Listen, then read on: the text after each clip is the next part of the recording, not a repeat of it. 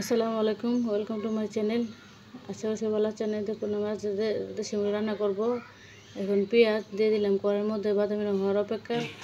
বাদামি রং হয়ে গেলে এই যে দিয়ে দিলাম রসুন বাটা, আদা বাটা, তারপর দিয়ে দিলাম পেঁয়াজ বাটা।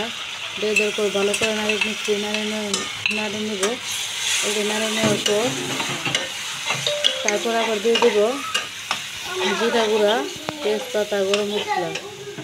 এই যে দিয়ে দিলাম,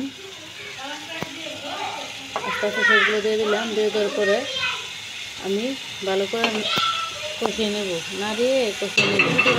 কষিয়ে নেওয়ার পরে এই যে নাড়িয়ে নিচ্ছি। নাড়িয়ে নেওয়ার পর এখানে দিয়ে দিব লবণ, তারপরে যে মরিচ গুঁড়া, হলুদ গুঁড়া। এই যে ঢাকনা দিয়ে ডেকে দিলাম। ডেকে কিছুক্ষণ পর আবার ওই যে মশলা কষিয়ে নেওয়ার পরে কষিয়ে নিলাম, ভালো করে নেড়ে দিচ্ছি। নেড়ে দেওয়ার পরে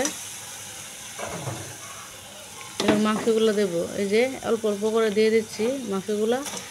এই যে দিলাম, অল্প অল্প অল্প করে দিচ্ছি।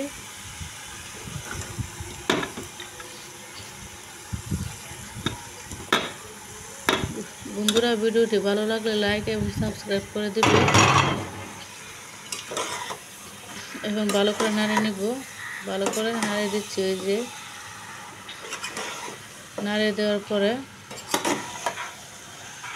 এখানে উলট পালট করে দিচ্ছি। উলট পালট করে দিয়ে তারপরে আমি কিছুক্ষণ অপেক্ষা করব কষানোর জন্য। কিছুক্ষণ অপেক্ষা করব। অপেক্ষা করার পরে আমি এই যে এখন ঢাকনা দিয়ে ডেকে দেব। ঢাকনা দিয়ে ডেকে দিচ্ছি। ঢাকনা দিয়ে ডেকে দেওয়ার পরে যে আবার আমি ঢাকনা সরিয়ে আবার ভালো করে নাড়িয়ে দিচ্ছি। নাড়িয়ে দেওয়ার পর এই যে ভালো করে নাড়িয়ে দিচ্ছি। নাড়িয়ে দেওয়ার পরে আমি নাড়িয়ে দিচ্ছি। নাড়িয়ে দেওয়ার পরে আবার ঢাকনা দিয়ে ডেকে দেব। আসলে আমি বাইরে পাঠাবো আমার স্বামীর কাছে, এই জন্য ভাবলাম তোমাদেরকে শেয়ার করি। এই যে এখন ঢাকনা দিয়ে ডেকে দেব। ঢাকনা দিয়ে আবার ডেকে দিলাম। এই যে আবার একটু জলও দিয়ে দিলাম। এই যে তোমরা দেখতেই পাচ্ছ বলক উঠে গেছে। বলক ওঠার পর আমি আবার ভালো করে নাড়িয়ে দিচ্ছি।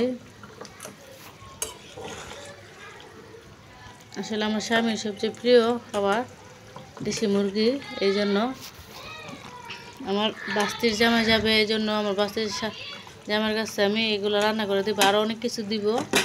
এই যে আবার ঢাকনা দিয়ে ডেকে দিলাম।